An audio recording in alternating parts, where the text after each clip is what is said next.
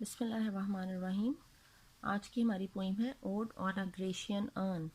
ये भी कीट्स की पोइम है और इसकी राइम स्कीम भी बिल्कुल वैसी ही है जैसे जो इसकी फर्स्ट 4 लाइंस हैं वो क्वार्ट्रेन शेक्सपियरियन क्वार्ट्रेन के अकॉर्डिंगली हैं। उनकी राइम स्कीम है A B quietness express A time and rhyme B and इसकी जो लोअर 6 लाइंस हैं they are the Petrarchan sestet. उनकी राइम स्कीम है according to the Petrarchan sestet. Petrarchan sestet की राइमिंग स्कीम इसमें यूज होगी CDE ठीक है। Shape and escape C both and loth D Arcady and ecstasy E। जो Petrarchan सेस्टेड था इसकी राइम स्कीम ऐसे ही जो है डिफर कर दिया करती थी, वेरी करती थी। कभी CDE कभी CDE EDC और कभी CDE और DCE, इस तरह ये वेरी कर जाती थी। तो इसमें इतना परेशान होने की ज़रूरत नहीं है। इसमें इन्होंने यूज़ की है CDE एंड DCE। अच्छा, कीट्स इसने ये पोइम कब लिखी गई इसके बारे में थोड़ा सा जो है वो कन्फ्यूजन है। कुछ जगह पर लिखा हुआ है कि कीट्स जब ब्रिटिश म्यूज़ियम उसने विज़िट किया था 1817 में तो तब उसने ये लिखी थी पोइम, और कुछ का ख्याल है कि ये 1819 में उसने राइट की थी पोइम। तो वी आर नॉट श्योर कि ये कब हुई थी, लेकिन ये 1817 और 1819 दो जगह पे लिखा जाता है। अच्छा, जब कीट्स ब्रिटिश म्यूज़ियम में वैसे गया था 1817 में, वो विज़िट किया उसने ब्रिटिश म्यूज़ियम का, वो वहाँ के आर्ट और वहाँ पे जो स्कल्पचर्स थे और वहाँ पे जो पेंटिंग्स थी वो बहुत ज़्यादा जो है वो उसने उसका असर लिया था। वो बहुत ज़्यादा इन्फ्लुएंस्ड हो गया था उन सारी चीज़ों को देखकर। और इसमें क्योंकि ये ग्रीक कल्चर से बहुत ज़्यादा पहले ही इंस्पायर्ड था तो उस चीज़ ने एक अलग इस पर एक असर किया अपना। अब उसने उसके बाद एक कहीं पे ये पेंटिंग देखी है जिसमें एक वॉज बना हुआ है, अर्न कहते हैं वॉज को। मैंने ऊपर ये ड्रॉ भी किया हुआ है, just like that it's a was. ठीक है, इस वॉज में जो है वो एशेस भी रखी जाती हैं किसी डेड इंसान की, या फिर जो है वो वैसे हम लोग अक्सर घरों में देखते हैं हमारे इस किस्म के वॉज में हम लोग फूल रख रहे होते हैं, राइट। तो कुछ ऐसा ही है। तो ये वॉज होता है। इस वॉज के ऊपर जैसे इसके 3 पार्ट्स थे, 3 इसको पार्ट्स बनाए गए थे और उन तीनों में क्या किया हुआ था, उन पे पेंटिंग हुई हुई थी, उसमें कुछ कार्व किया हुआ था वहाँ के ग्रीक कल्चर को। ठीक है, अब ये उसके बारे में बात कर रहा है। ये कह रहा है कि जो अर्न है ये अब उसको जो है एड्रेस कर रहा है अपनी इस पोइम में। वो कह रहा है दो स्टिल अनरेविस्ड ब्राइड ऑफ क्वाइटनेस। ये अनरेविस्ड कहते हैं वर्जन को, वर्जन वाइफ हो तुम क्वाइटनेस की, खामोशी की। कि मतलब इसका ये है कि तुम्हारे ऊपर दुनिया की, अभी जो दुनिया के शोर ने तुम्हारा कुछ भी नहीं बिगाड़ा है। मतलब जो ग्रेशियन अर्न जिसकी वो पेंटिंग अभी देख रहा है वो जब की बनी हुई, वो पता नहीं कितनी जो है वो एंशियंट हो या पुरानी हो, लेकिन उस पे दुनिया के शोर ने उसका कुछ नहीं बिगाड़ा है। दो foster child of silence and slow time. Foster child कहते हैं जिसको अडॉप्ट किया हुआ हो, ऑफ साइलेंस खामोशी को, स्लो टाइम जो वक्त आहिस्ता से गुजरता है, कि तुम खामोशी और स्लो टाइम की अडॉप्टेड चाइल्ड हो। इस लाइन का मतलब ये है कि वक्त की रफ्तार का तुम पर कोई असर नहीं हुआ है। सिल्वियन हिस्टोरियन इसने यहाँ पे किसको कहा है, इसने ग्रेशियन अर्न को कहा है। सिल्वियन कहते हैं जो फॉरेस्ट से रिलेटेड होता है, और हिस्टोरियन जो फॉरेस्ट जंगलों की कहानियां सुनाता है, मतलब हिस्ट्री बताता है कि वो कहानियां सुनाता है। Who can not thus express a flowery tale more sweetly than our rhyme. वो कह रहा है सिल्वियन हिस्टोरियन कि तुम तो जंगलों की कहानी सुना रहे हो। जंगलों की कहानी जो बंदा सुनाता है वो किसी भी शायरी से, जो मेरी जो शायरी इस वक्त मैं जो पोइट्री जो मुझ पे जो मैं लिख रहा हूँ, इससे बेहतर तुम्हारा ये जो अर्न तुम पे जो पेंटिंग हुई हुई है ये मुझसे बेहतर कहानी सुना सकती है उस दौर की, उस वक्त की। मतलब एक जो विजुअल इमेजेस होती हैं, एक जो ड्रामा होता है या कुछ होता है, वो राइटिंग से ज़्यादा बेहतर चीज़ एक्सप्लेन कर सकता है, एलेबोरेट कर सकता है वहाँ के कल्चर को और हर चीज़ को, क्योंकि हम विजुअलाइज कर रहे होते हैं, हम देख रहे होते हैं। इसने उस चीज़ का जिक्र किया है। अच्छा, उसके बाद कह रहे हैं what leaf fringed legend haunts about thy shape. Leaf fringed कहते हैं कि जो जंगल में जो कोई कहानी वाकया हुई हो, मतलब कोई इंसिडेंट जो किसी फॉरेस्ट में हुआ हो, किसी जंगल में हुआ हो। लीफ फ्रिंज्ड मतलब किसी फॉरेस्ट में इंसिडेंट कोई हुआ हो। लेजेंड कहते हैं स्टोरी को, कि ऐसी कौन सी फॉरेस्ट से रिलेटेड कहानी है, हॉन्ट्स अबाउट दाई शेप, जो तुम पे इनक्रेव हुई हुई है, ठीक है, जो तुम्हारे ऊपर इस वक्त पेंट हुई हुई है। ऑफ डेटीज, क्या वो किसी खुदाओं की कहानी है, और मॉर्टल्स या फिर किसी इंसानों की कहानी है, और ऑफ बोथ या फिर या इन दोनों की कहानी है। इन टैम्प और द डेल्स ऑफ आर्केडी, क्या ये टैम्प की वादियों में कहानी, ये मतलब जो तुम्हारे ऊपर ये पेंटिंग हुई है, ये जो एक मुझे एक स्टोरी लग रही है, क्या ये स्टोरी जो है टैम्प की किसी वैली में हुई थी या फिर आर्केडी की घाटियों में वाक़या हुई थी? ठीक है। व्हाट मैन और गॉड्स आर दीज, ये कौन से खुदा या कौन से इंसान हैं? व्हाट मेड, जो उस पर ड्रॉ हुए हैं, राइट।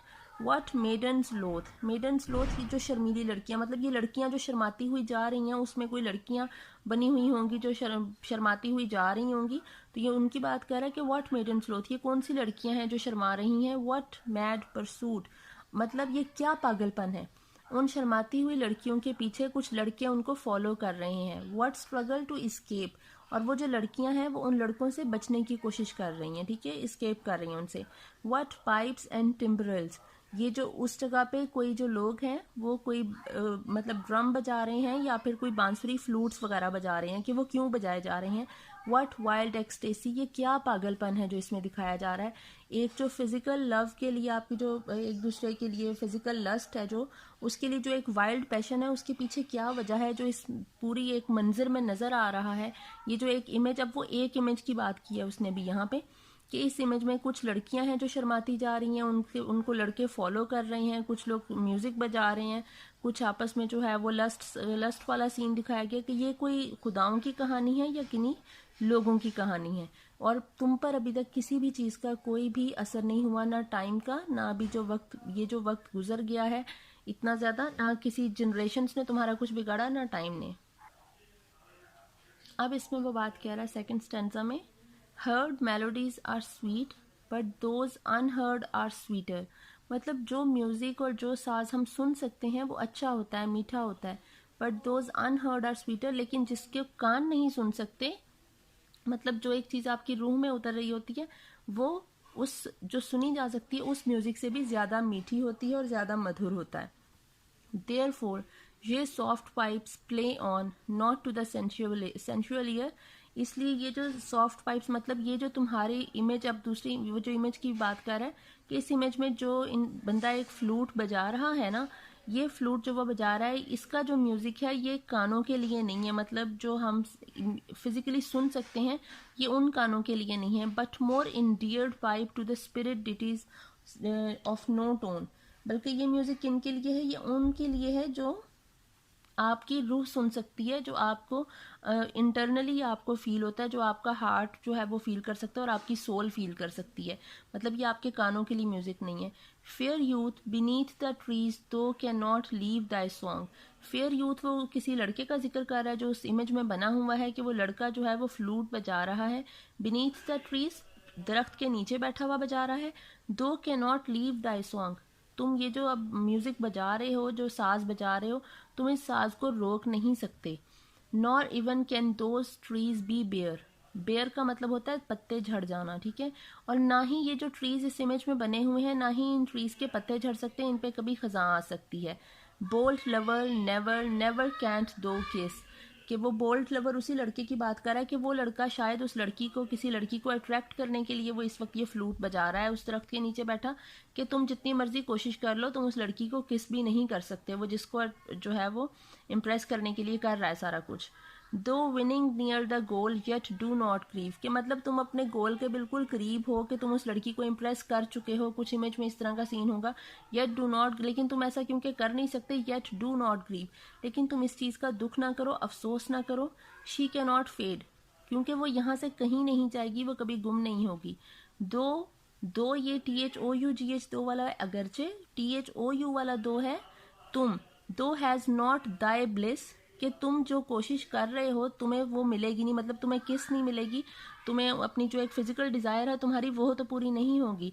फॉर एवर विल दो love and she be fair, लेकिन फिर भी तुम्हें इस चीज़ के लिए खुशी होनी चाहिए कि तुम हमेशा उससे मोहब्बत कर सकते हो, तुम्हारी मोहब्बत ज़िंदा रहेगी और वो भी तुम्हारे साथ फेयर रहेगी और वो तुम्हारे साथ खूबसूरत, ये शी बी फेयर के दो मीनिंग्स हैं। एक तो ये कि वो खूबसूरत रहेगी, कभी बूढ़ी नहीं होगी, उसकी जो जवानी है वो ढलेगी नहीं, और दूसरी बात है शी बी फेयर, कि वो तुम्हारे साथ फेयर रहेगी, मतलब तुम्हें डिच नहीं करेगी, ठीक है। अब इसका जो है वो थर्ड स्टैंजा है हमारे पास, हैप्पी हैप्पी बोज, बोज कहते हैं टहनियों को, कि ये जो खुश खुश टहनियाँ नज़र आ रही हैं, ज़ाहिर है टहनियाँ क्यों खुश होंगी जब स्प्रिंग सीज़न होता है और जो आपके लीव्स हैं वो भी ग्रीन एंड फ्रेश होते हैं और आपके इर्द गिर्द भी बड़ा सब कुछ अच्छा अच्छा सा होता है।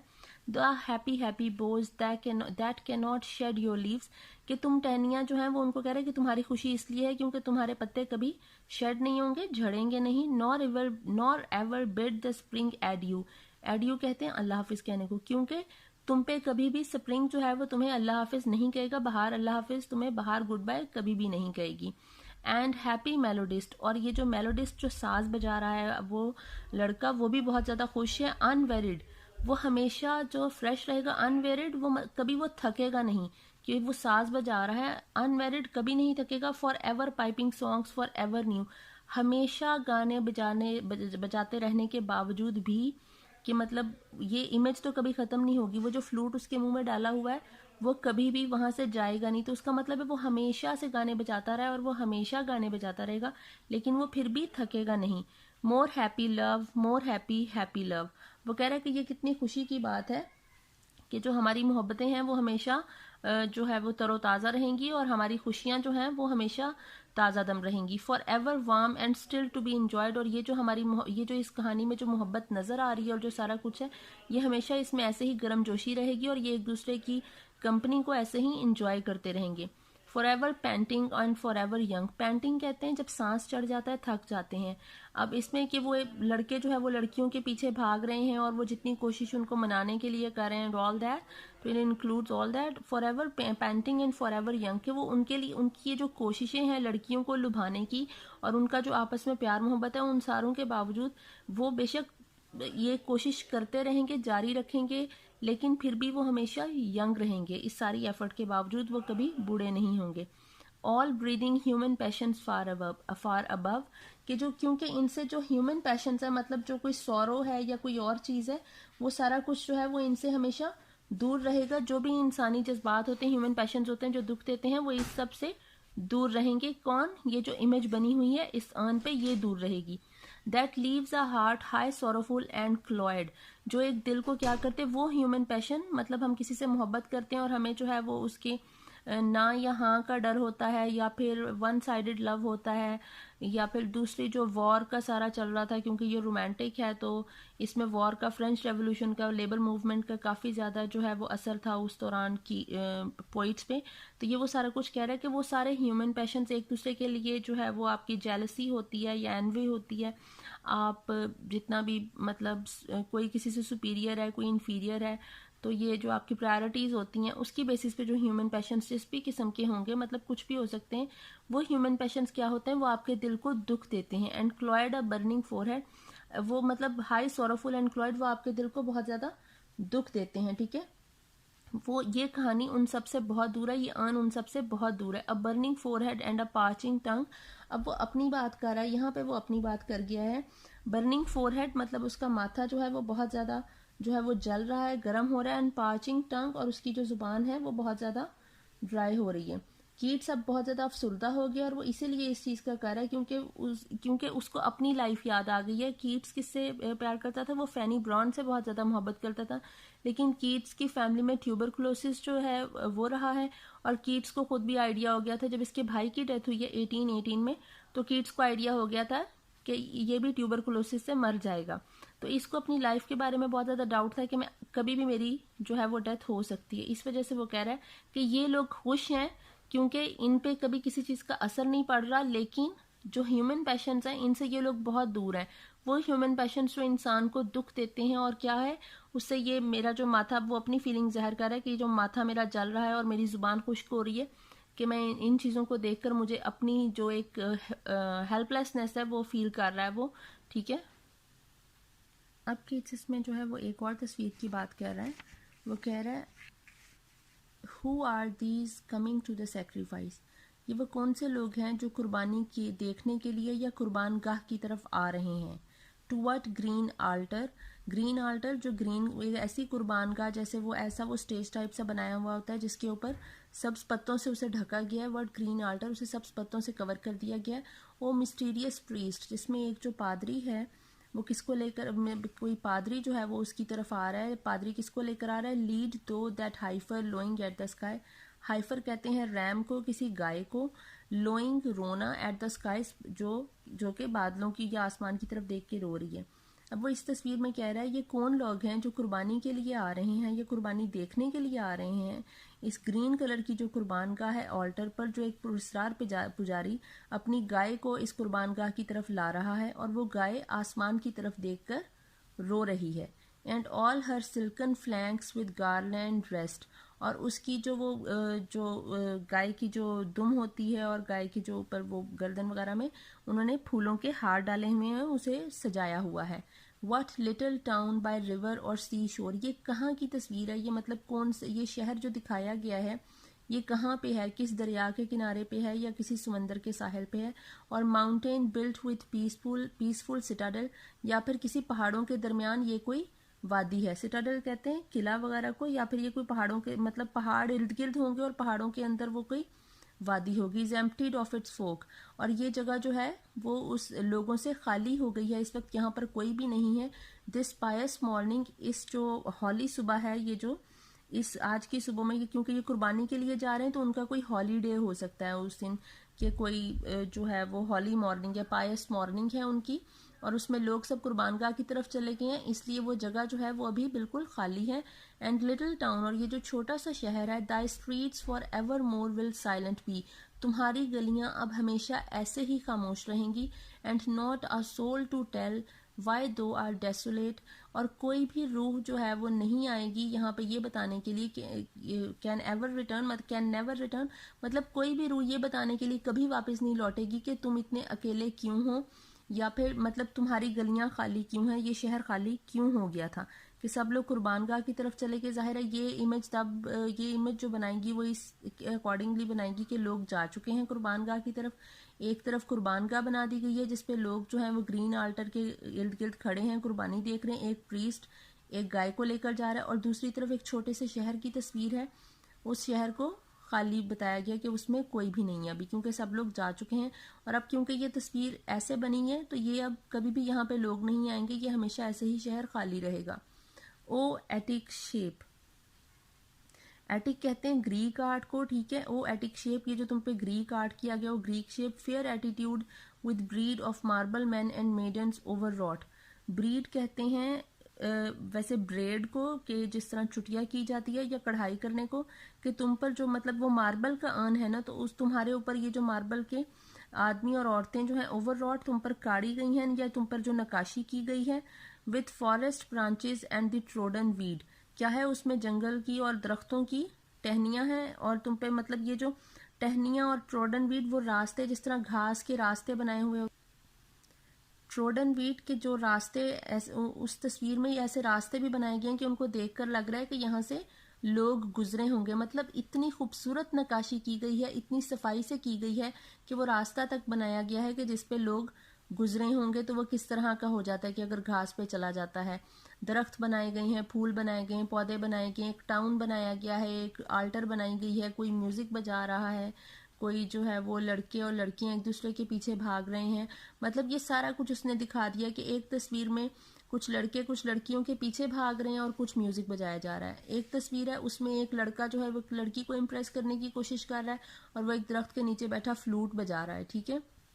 तीसरी तस्वीर क्या है कि एक ऑल्टर दिखाई गया, उस पर कुर्बानी के लिए लेकर जा रहे हैं और टाउन जो है वो खाली रह गया है, ठीक है। कि तुम पर ये सारा कुछ बनाया गया है with forest branches and the trodden weed, और तुम पर ये जो सब जंगलात और इंसानी गुजरगाहें जो है वो तुम पर बना दी गई हैं। ये तुम्हें क्या कर रही हैं, ये तुम्हें कॉम्प्लिकेट कर रही हैं तुम्हारी तस्वीर को, कि मुझे सोचने पर मजबूर कर रही हैं। इस जो तुम पर जो ये आर्ट का जो तुम्हारा एक नमूना है, इस पे ये जितनी सफाई से काम किया गया है इसने तुम्हें पेचीदा बना दिया है। दो साइलेंट फॉर्म, कि बेशक तुम खामोश हो, dost tease us out of thought, लेकिन तुम्हारी ये खामोशी हमें सोचने पर मजबूर कर रही है मुझे। एज डथ इटर्निटी, इटर्निटी कहते हैं इखलाकियात को, एथिक्स को, किसी भी चीज़ को, कि इटर्निटी की तरह जिस तरह वो एक चीज़ इंसान को सोचने पर मजबूर कर देती है, वैसे ही तुम्हारी ये खामोशी मुझे सोचने पर मजबूर कर रही है। कोल्ड पेस्टरल, पेस्टरल कहते हैं रूरल सीन को, कि तुम एक कोल्ड रूरल सा सीन हो। When old age shall this generation waste, यहाँ पे उसने कहा जब हमारी जनरेशन बूढ़ी हो जाएगी और ख़त्म हो जाएगी, when old age shall this generation waste, मतलब ये जो हमारी जनरेशन है ये बूढ़ी हो जाएगी और मर जाएगी, हम लोग खत्म हो जाएंगे, हमारी नस्ल, दो शेल रिमेन, तुम तब भी जिंदा रहोगे, इन mid of other woes than others, कि तुम जो है वो उन लोगों के साथ जिंदा रहोगे जो हमारे बाद आएंगे, other woes than ours, a friend to man to whom thou say'st, और तुम उनके भी दोस्त होगे, उनके भी दुखों में उनका साथ दोगे जैसे तुम आज हमारे दोस्त हो। Thou shall remain in mid of other woe than ours, a friend to man, कि मतलब तुम जिस तरह अब हमारे दुख में हमारे साथ हो, ऐसे ही तुम उनके भी दोस्त होगे और उनके साथ होगे। टू होम यू से, और तुम उन्हें एडवाइस करोगे या तुम उन्हें बताओगे, beauty is truth and truth beauty, जो खूबसूरती है वो एक सच्चाई है और सच्चाई सच अपने आप में एक खूबसूरती है। That is all you know on earth, यही एक हकीकत है जो हम दुनिया पे जानते हैं, and all ye need to know, और हमें यही जानने की ज़रूरत है। मतलब जो ब्यूटी है वो ट्रूथ में होती है और ट्रूथ जो है वो खुद एक ब्यूटी है। जिस तरह शेक्सपियर की भी एक लाइन है कि वो भी यही बात कहता है कि वर्ड ब्यूटी ब्यूटीएस सीम, इस तरह की कुछ उसकी एक पोइम है, उसमें वो यही बात करता है कि एक खूबसूरती है वो इससे ज़्यादा खूबसूरत हो जाती है जब उसमें सच्चाई का जेवर डल जाता है। कि मतलब जो सच्चाई है, एक ट्रूथ जो है वो आपकी जो एक प्रेजेंटेशन होती है, जिस तरह आप दिखते हो, आपकी जो एक शख्सियत होती है, आपकी पर्सनैलिटी, आपके पर्सोना को वो निखार देती है। ठीक है, चलें, थैंक यू सो मच।